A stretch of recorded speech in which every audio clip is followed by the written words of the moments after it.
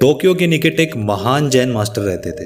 वो अब वृद्ध हो चुके थे और अपने आश्रम में जैन बुद्धिज्म की शिक्षा देते थे। एक नौजवान योद्धा जिसने कभी कोई युद्ध नहीं हारा था, उसने सोचा कि अगर मैं मास्टर को लड़ने के लिए उकसाकर उन्हें लड़ाई में हरा दूं तो मेरी ख्याति और भी फैल जाएगी। और इसी विचार के साथ वो एक दिन आश्रम पहुंचा।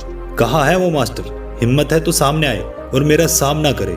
योद्धा की क्रोध भरी आवाज पूरे आश्रम में गूंजने लगी। देखते ही देखते सभी शिष्य वहां इकट्ठे हो गए और अंत में मास्टर भी वहां पहुंच गए। उन्हें देखते ही योद्धा उन्हें अपमानित करने लगा।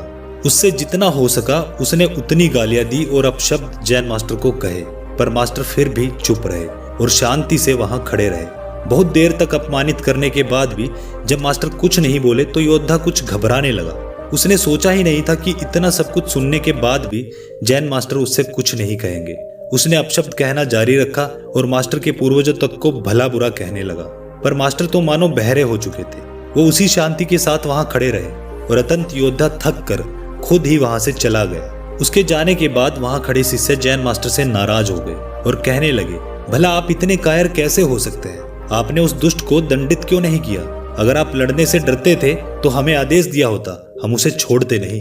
शिष्यों ने एक स्वर में कहा। मास्टर मुस्कुराए और बोले, यदि तुम्हारे पास कोई कुछ सामान लेकर आता है और तुम उसे नहीं लेते हो तो उस सामान का क्या होता है? वो उसी के पास रह जाता है जो उसे लाया था। किसी शिष्य ने उत्तर दिया। यही बात ईर्ष्या, क्रोध और अपमान के लिए भी लागू होती है। मास्टर बोले, जब इन्हें स्वीकार नहीं किया जाता तो वो उसी के पास रह जाती है जो उन्हें लेकर आया था।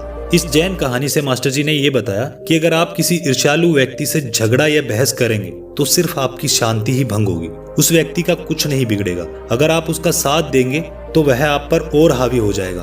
अगर नहीं देंगे तो वह कमजोर हो जाएगा और खुद ही हार कर चला जाएगा।